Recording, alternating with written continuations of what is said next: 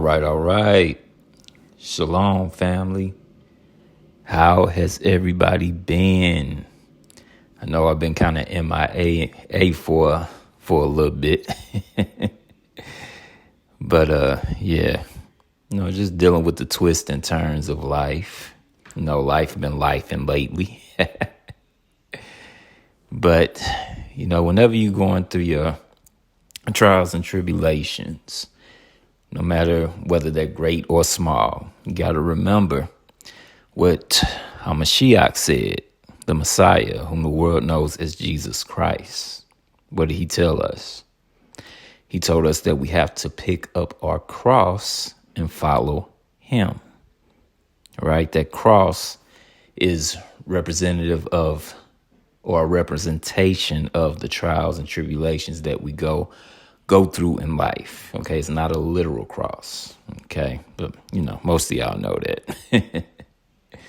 Okay. Also, we got to remember the words that the prophet Ezra said. Okay, what did Ezra tell us in 2nd Ezra, the 7th chapter? If we labor not to go through those straight and vain things, we can never receive the things that's laid up for us. That's in reference to the kingdom, okay, and all the glory that comes with it. Okay, so we got to go through things in life, okay, if we actually want to receive that reward, okay, that I'm sure we all want, especially as Israelites, okay? But speaking of the prophet Ezra, okay, we're actually going to deal with a couple of prophecies that Ezra gave. Okay, it's really going to be centered around a couple of things that he said. Okay, and we're actually going to deal with those verses on the front end. Okay, I usually wait to the back end of the video if we're, especially when we're going over another video. We're going to be going over another video that's really going to be the topic at hand. Okay. Which leads us to the title of this video. The title of this video is Draft Time, Part 1. And this particular video is going to be based on a video from the Kim Iverson show, okay? From a video she posted earlier this morning. Okay, in accordance to the time of this video. It was earlier this morning. I actually woke up to it. And she dropped a bit of a bomb. No pun intended. So we're actually going to get into the two verses that I spoke of from 2nd Ezra. Then we're going to get into her video and we're going to go over it. Okay? So without further ado, let's kill the suspense and let's get into the video. Okay, let's start with the verses. All right, so this is 2nd Ezra, chapter 15, and we're going to start with verse 16. And it reads, it says, "For there shall be sedition among men, and invading one another. They shall not regard their kings nor princes, and the course of their actions shall stand in their power." Now, the beginning of the verse. What does the word sedition mean? Okay, the word sedition is basically when you persuade the people to rebel against the authority of the state and or government. Okay, be it through your words or actions or what have you. Whatever method you take, you cause the people to rebel against the authority of the state and or government. That's what sedition means. Okay. So if you have that, if you have these uprisings of the people, this rebellion, what is that going to lead to? That's going to lead to what's known as civil war. which is still war. Okay, but nonetheless, even though it's civil, it's still a war. It's a civil war. Okay, I mean, it's in-house, right? Let's continue. It says, and invading one another, they shall not regard their kings and princes. Again, that just gives credence to the definition of the word sedition, right?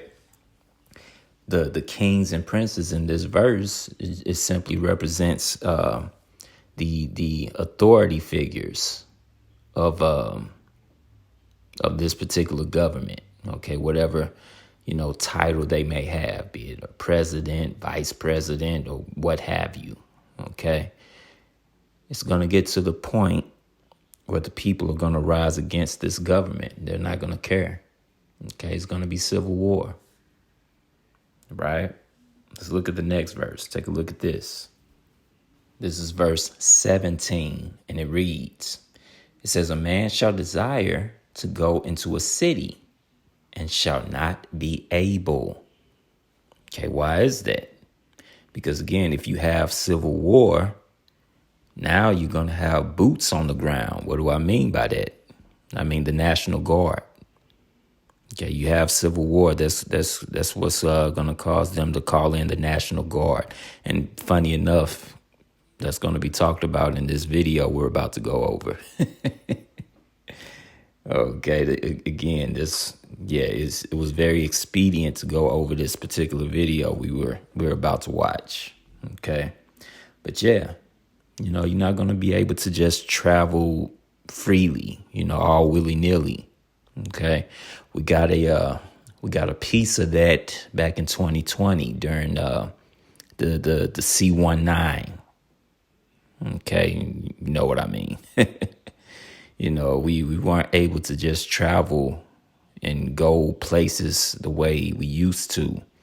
Okay, that was basically like a test run, right? Let's look at the next verse. This is verse 18, and it reads, it says, for because of their pride, the cities shall be troubled. The houses shall be destroyed, and men shall be afraid. Again, because it's civil war. Okay, it's obvious based on the other verses we just read. Okay, why are men going to be afraid? Why are their houses going to be troubled? Okay, because there's going to be seditions among men.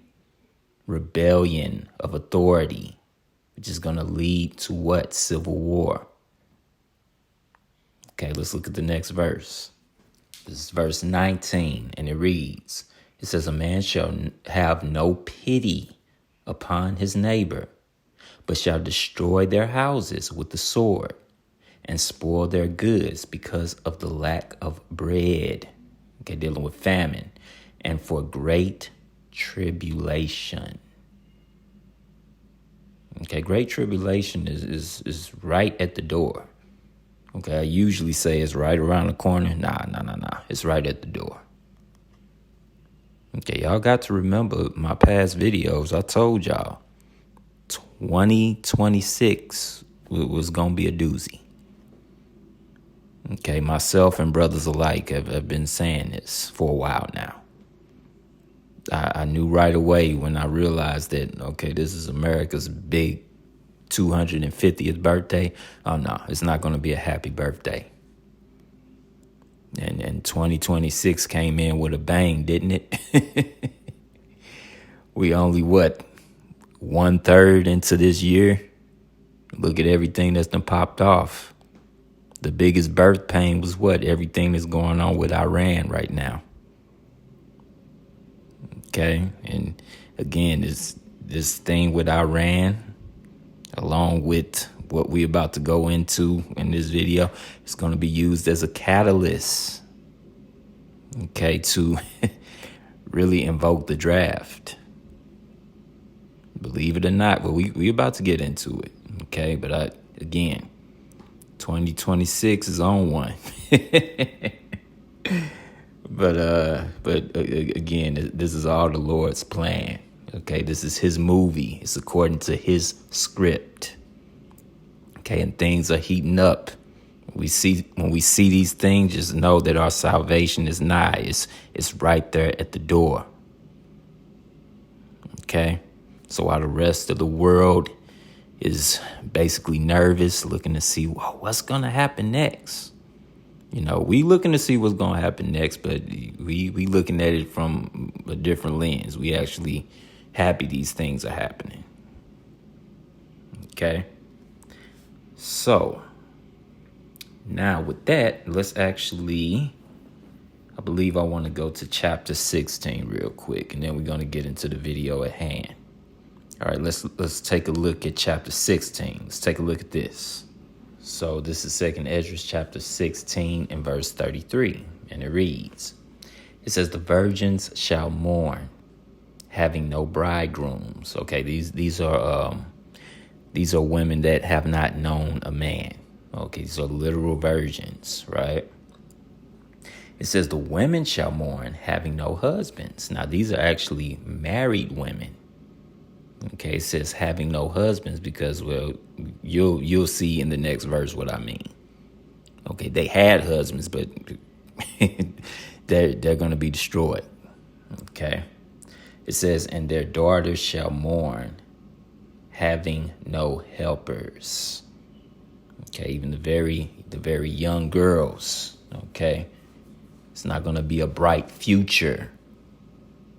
There's a reason for that. Let's look at the next verse and let's see why. Let's take a look at this.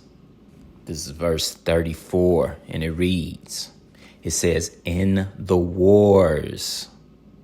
Allow me to repeat that part. In the wars, and that's plural, wars, shall their bridegrooms be destroyed, and their husbands shall perish of famine. Okay, so again, I told you those women were married, but it says their husbands shall perish of famine. This is why the women are mourning, and of course the virgins are mourning because again the young men they're gonna die in the wars as well. Okay, even the women that have not known a man yet, the virgins. Okay, so. Again, I bring this prophecy up because these men are going to die in the wars, okay? Which, again, goes into the title of my video, Draft Time. All this is letting us know that there's going to be another draft. Make no mistake about it, okay? When this draft happens... well, I'm not going to spoil it. Okay, we're going to get into this video, okay? But again, we see that these women are mourning because a lot of men are going to be lost during this particular time in the very, very near future. Okay, remember that movie with Denzel Washington, The Book of Eli? Okay, how it was... it was rare to run into a person on the road, period, but let alone a man. Okay. Again, we got a lot to get into, but, I don't want to ramble too long, but we already see the prophecy of Isaiah 4:1 really at its beginning stages. But when this happens... is really going to send that particular prophecy into full gear. I mean, you see the scriptures playing out perfectly. Okay, and that should let us know that we need to examine ourselves to see if we're ready for this thing. Okay? But without further ado, let's now get into the video at hand from the Kim Iverson show. Let's take a look. Well, military draft rules have changed just in time for the war in Iran. What exactly has happened? Here's the story From Fox 5 in Washington, D.C., the U.S. House of Representatives passed a measure to automatically register men for the Selective Service, updating requirements for the first time in decades. Oh, wow. Did y'all hear that? They are now going to automatically enlist men to the draft. Automatically, men between a certain age. Okay, because traditionally you have to physically go to certain places and enlist yourself. Now, nah. Those days are over. They're not doing that no more. Now, they're going to automatically do it. Okay, if you're between a certain age, I believe it's going to be 18 to 26. If I'm not mistaken, she's about to say it here in a minute.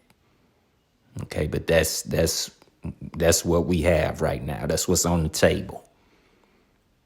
Now you see why I titled this video the way I did, Draft Time. This is not a joke. Okay, let's continue.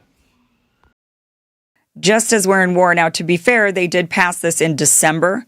So this was in the December NDAA, and the rule change goes into effect this coming December 2026. So starting in December of 2026, all males aged 18 to 25 years old, or really 26, will be automatically registered for Selective Service. I told y'all 2026 was going to be a doozy, didn't I? Myself and brothers alike been saying 2026 is going to be something. Y'all heard that they put the idea out there, the plan last December, and it's going to take full effect this year in December. Young men between the ages of 18 to 26, you're automatically registered. You're automatically enlisted. You ain't got to go nowhere. Your name is in there. You're okay. Nah, the way they used to do it, nope. Because more and more men are just not doing it. Okay, and looking at everything that's happening with Iran, and of course we already went over the scriptures. There's going to be sedition of men. There's going to be a civil war. Okay, and they're going to need boots on the ground. Because again, a lot of these young men are going to refuse to go to war, even if they are drafted. Okay? But let's continue. I told you, this thing is real. Now, proponents of this say this will just make things easier. Don't you understand? This just makes things easier because before, young men had to remember to register, and if they didn't, it was a felony, and although they never got prosecuted. But, this will just speed things up and make things easier. It's just easier for them. That's what this is. And others say, yeah, right. You guys are just wanting to make sure that we've got a military force of pawns that you could throw at an enemy and sacrifice their lives so that you guys could continue siphoning off resources, making a gob of money. And, you just need young, poor men to go on the front lines. And there goes your feminism, too. There goes your feminism. See, this is my thing. Why are the feminists not outraged at this? Okay, because isn't it the feminists that say that feminism is about equality for everyone? Well, why aren't they outraged that these young men are going to be made to do this? Why are they not outraged that the young ladies are not obligated to this? Oh, I thought this thing was supposed to be about equality. But they're showing a clear difference between men and women. Women are getting preferential treatment here. That don't sound like equality to me. These young men, it seems like they're being treated as if they're disposable, as if their life is not worth as much as the young ladies. That really doesn't make sense to me. Okay. Okay, let's talk about how exactly this draft rule, what this has done. So before this coming December, the way it worked was there was no mandatory. It is mandatory to register for the Selective Service, but you had to go and physically do it. Essentially, you had to either register online or you had to mail it in at the post office. Or there were ways that young men between 18 and 25 years old could register for Selective Service. You're mandated if you're an American citizen to register for Selective Service within 30 days of your 18th birthday. Anyone who arrives in this country between the ages of 18 and 26 must register within 30 days of arriving to the country if they're in that age range. So who has to do this is all male U.S. citizens and all male immigrants in that age bracket. And that includes, when they say immigrants, that's all immigrants. They're not just talking about legal ones. They're saying illegal immigrants, we don't care. You have to register for Selective Service. Could you imagine? I wonder how many illegal immigrants cross the border and say, well, now I got to follow the law and sign up for Selective Service so I can fight in the war. Asylum seekers also have to, refugees, permanent residents, everybody in that age range who's male, except I wonder how it works if you identify as female. Maybe you could get out of it that way. There might be a ton of sudden trans males coming up. Like we might see a lot of young men turn in female pretty quickly.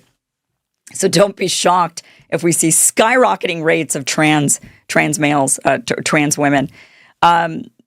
But there was a narrow group of exceptions, and one of those being, if you're a diplomat's kid, like I think Netanyahu's son doesn't have to do anything except sit on the beach and drink a bunch of mojitos, right, while they watch everybody in their country back in Israel have to go to war. Okay, so what Congress did was they then said, now we're going to make it just automatic registration. Previously, you would have to go and physically do it in some way. And then if there was a draft, then that would be run on a lottery system. And they would basically do it by birthday. They would have all the birthdays of the year, and then they would correlate those birthdays with certain numbers. And then they would draw a number out of the lottery, and that number corresponded with the set of birthdays. And those young men were called up for service, and that was automatic. They received induction notices. They had to go to war. When this happened in Vietnam, during the Vietnam War, it was pretty much right away. They didn't wait until they ran out of soldiers. They didn't wait until, we all of the ones that volunteered are dead, so now we got to turn to the draft. No, it happens pretty quickly, so don't think, well, we'll wait and see, and once we see a bunch of American soldiers dying in Iran, then they're going to do the draft. No, they might do the draft on us pretty quickly. They might actually make it happen faster. And Trump will make it seem, well, I would say that the Trump supporters will say, he's just doing it to scare Iran because we want to show them that we can assemble a giant military. But don't be fooled. Yeah, don't be fooled. Really, Mr. Donald J. Trump, he may not even understand why he's doing this, but again, prophecy has to be fulfilled, okay? We just read the prophecies from the prophet Ezra in 2nd Ezra chapter 15 and 16. Okay, these things have to happen. Okay, there's going to be a draft. Okay, because all of this is leading up to World War III. Okay, and of course, there's even going to be a civil war right here in America, seditions of men. But ultimately, everything is leading up to World War III. Okay. A lot of young men before Vietnam, before they were sent off to Vietnam, when they received their induction notices, a lot of them did a lot of pretty extreme things in order to avoid being shipped off to war. My dad was telling me about some of the things that some of his friends did. Like one guy paid a friend to hit his leg with a sledgehammer. Another looked at a bright light. I think it was, like at where they're looking at really bright lights. It's not the sun, but something else, like in a factory.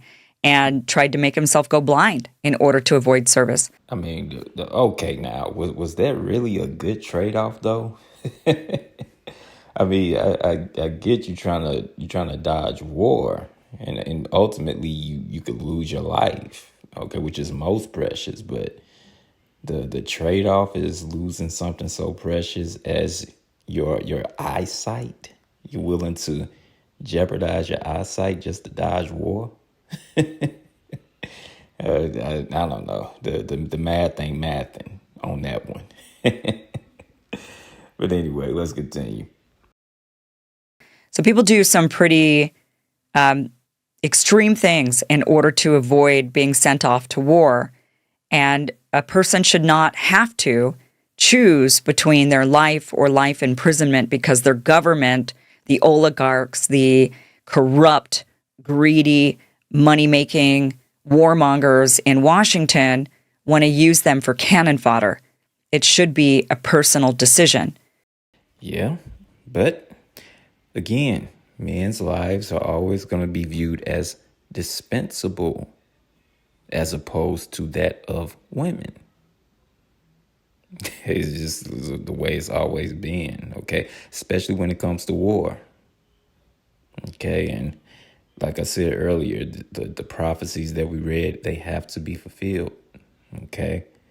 And there's going to be great mourning because a lot of these young men are going to die in the wars, okay? And do not marvel. All you brothers that's a little older than that, okay? Don't marvel and think, okay, I dodged a bullet. No. If this government gets desperate enough, they can and will up that age. Okay, so I know a lot of you brothers like myself that's, in our 30s right now, maybe even our 40s. You may say, oh, okay, I'm out the woods. No, not quite. If they're short of men, if they get desperate enough, they can and will up that age past 26. Okay, let's continue. But it, unfortunately, in many countries, it is not. And young men are viewed as pawns on a chessboard to be taken out in order to protect the king. Will we actually have a draft? That's the big question. And like I said, in Vietnam, they didn't wait until everybody died that volunteered. And so now we got to turn to you suckers. Sorry about that. We're just going to force it on you. Usually these drafts happen pretty quickly on. All right. So I think this is actually a good place to end part 1. And of course, the title of this video is Draft Time, part 1. Okay. So we went over some of the prophecies that the prophet Ezra gave us and how it's playing out today in real time, what's leading up to those prophecies. Of course, war is right at the door, and so is a draft. Okay? And in part 2, she's really going to go into some of the things that's going to lead up to this draft, that's leading up to this draft being implemented automatically. Okay, so I can't wait to actually get into part 2, and we're going to go over that. Okay, so of course, all praises, honor, and glory to the Heavenly Father and to His Son, Hamashiach, who the world knows as Jesus Christ, our Lord and Savior. And I will see you all in part 2. Shalom, family.